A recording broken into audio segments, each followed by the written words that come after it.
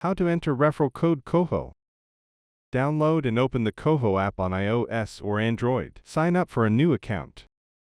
During registration, look for the referral code field, usually right after entering your personal details. Type in the code exactly as it's given. Codes are case sensitive, so double-check spelling. If you already have Koho, but didn't enter a code, go to Profile Promotions, enter referral code, and add it there. Keep in mind, some promos require you to enter the code during sign-up only.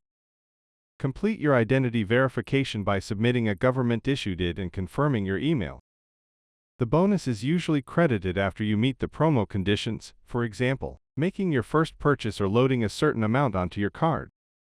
Check Koho's website or app for current referral promo rules.